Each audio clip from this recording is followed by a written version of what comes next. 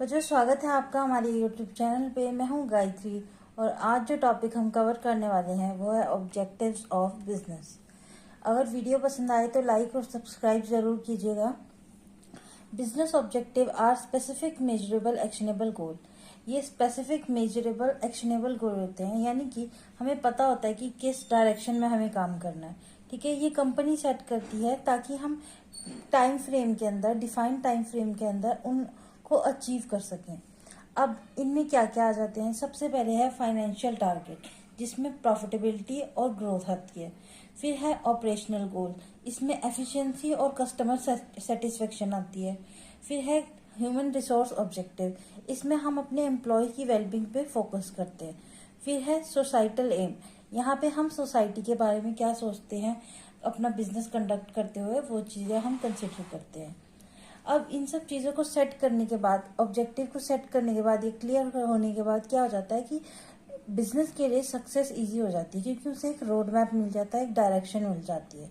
और साथ ही साथ एनेबलिंग फोकस डिसीजन मेकिंग में इजी, मतलब आसानी हो जाती है कि हमें किस डायरेक्शन में डिसीजन लेना है। फिर है performance monitoring and employ motivation, यानी एम्प्लॉयज की परफॉर्मेंस को देखना, चेक करना, उसमें क्या क्या पॉजिटिविटी आ रही है और क्या क्या ऐसी चीज़ें हैं जो हमें चेंज करने की ज़रूरत है। मान लीजिए कोई एम्प्लॉय में कुछ दिक्कत आ रही है, वो उसका वर्किंग आवर तो उतने ही है पर वो काम कम कर रहा है, तो उसमें वो ऐसा क्यों कर रहा है, वो चीज़ें फाइंड आउट करनी पड़ती है। नेक्स्ट है हमारे पास की कैटेगरी ऑफ बिजनेस ऑब्जेक्टिव। सबसे पहले है economic objectives. These related to the financial health and growth of the business. तो ये किस चीज़ से रिलेटेड होती है? हमारी फाइनेंशियल हेल्थ से, जिसमें आ जाती है सबसे पहले profitability. Earning and maintaining consistent profit is crucial for survival and growth. तो एकदम कंसिस्टेंसी रखना हमारी प्रॉफिट के अंदर बहुत ज़्यादा ज़रूरी हो जाता है, क्योंकि उसी के बेस पे हमारा बिजनेस सर्वाइव और ग्रोथ करता है।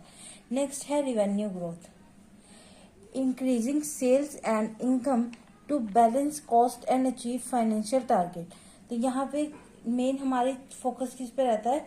सेल्स के ऊपर, यानी हमारी सेल्स ज़्यादा से ज़्यादा हो और इनकम हमारी जनरेट होती रहे। नेक्स्ट है हमारे पास मार्केट शेयर।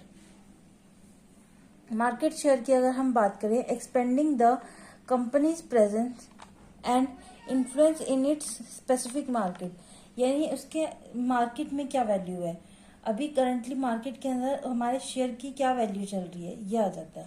नेक्स्ट है हमारे पास growth and expansion, opening new location, entering new market और इंक्रीजिंग प्रोडक्शन कैपेसिटी। तो हम क्या नवा अपने बिजनेस के अंदर ला रहे हैं, ठीक है, ये भी बहुत ज़्यादा इंपॉर्टेंट रोल प्ले करता है। नेक्स्ट है हमारे पास ऑपरेशनल ऑब्जेक्टिव। ऑपरेशनल ऑब्जेक्टिव क्या होते हैं? These focus on how the business function and delivers its products और सर्विस। किस तरीके से हमारे प्रोडक्ट्स को बनाया जाएगा, कैसे बिजनेस फंक्शन करेगा और हमारे प्रोडक्ट्स को किस तरीके से डिलीवर किया जाएगा, हमारी सर्विसेज कैसे हमारे कस्टमर तक पहुंचाई जाएंगी। सबसे पहले है इसमें efficiency, streamlining process to improve efficiency, effectiveness and productivity. तो यहाँ पे हमारी इफेक्टिवनेस, यानी हमारा कितना ज़्यादा काम निकल के आ रहा है, हम कितना ज़्यादा प्रोडक्टिव हो पा रहे हैं, वो चीज़ यहाँ पे मैटर करती है। साथ ही साथ क्या मैटर करता है? हमारी quality, providing high quality goods and services to customer. यहाँ पे क्वालिटी बहुत मैटर करती है, क्योंकि क्वालिटी अगर अच्छी होती है तो कस्टमर अपने आप अट्रैक्ट होता है। नेक्स्ट है हमारे पास customer satisfaction, meeting and exceeding customer expectation to build loyalty. Loyalty मतलब होती है कि कस्टमर बार बार आप ही का प्रोडक्ट क्यों खरीदे, तो उसके अंदर अगर उसको सेटिस्फेक्शन फील हुई होगी तभी वो आपका प्रोडक्ट बार बार खरीदेगा। ठीक है, नेक्स्ट है हमारे पास ह्यूमन ऑब्जेक्टिव्स। ह्यूमन ऑब्जेक्टिव्स में क्या है? These concern the wellbeing and development of the work place, यानी जो वर्क प्लेस है उसकी क्या वेलबींग, उसकी कैसे, मतलब बहुत ज़्यादा केयर करनी पड़ती है, क्योंकि ह्यूमन रिसोर्स को मैनेज कर पाना बहुत मुश्किल होता है, क्योंकि हर एक की पर्सनैलिटी अलग होती है, हर एक इंसान अलग तरीके से चीज़ों को देखता है और सोचता समझता है। तो नेक्स्ट है हमारे पास employee satisfaction, creating a positive work environment that foster motivation and productivity. तो ऐसा एनवायरनमेंट हमें क्रिएट करना है कि यहाँ पे हम एम्प्लॉयज़ क्या हो जाए, मोटिवेट हों और प्रोडक्टिविटी क्या हो, इंक्रीज हो।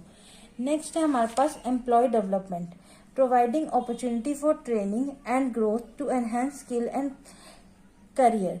तो यहाँ पे उनकी भी बारे में सोचना है, जो एम्प्लॉयज़ हमारे साथ जुड़े हैं उनकी स्किल्स और करियर को भी एनहेंस करने के लिए अपॉर्चुनिटी लानी पड़ती है, उनको ट्रेनिंग और ग्रोथ के प्रोग्राम प्रोवाइड करवाने पड़ते हैं, ठीक है। नेक्स्ट है हमारे पास सोशल ऑब्जेक्टिव्स। अब जिस सोसाइटी में हम अपना बिजनेस कंडक्ट कर रहे हैं उसके बारे में भी सोचना पड़ता है। These address the company's impact on society and the environment. सबसे पहले है social responsibility, contributing positively to the community and acting ethically. मतलब कि हम ऐसे अपने एक्शंस चूज करें जिससे हमारी सोसाइटी को कोई नुकसान ना हो और पॉजिटिव इम्पैक्ट पड़े सोसाइटी के ऊपर। नेक्स्ट है हमारे पास सस्टेनेबिलिटी। सस्टेनेबिलिटी यानी हम अपनी एनवायरनमेंट में से जो रिसोर्सेज यूज कर रहे हैं उनका एक्सप्लॉयटेशन ना हो, उनको बहुत अच्छे से इकोलॉजिकली मैनेज करें और यूज करें। यानी ये ना हो कि आप डीजल के बेस पे काम कर रहे हैं तो आप बहुत ज़्यादा डीजल यूज वेस्ट करने लग रहे हैं, तो ये सारी चीज़ों का ध्यान रखना पड़ता है। तो ये था objectives of business. I hope आपको समझ आया होगा। Thank you.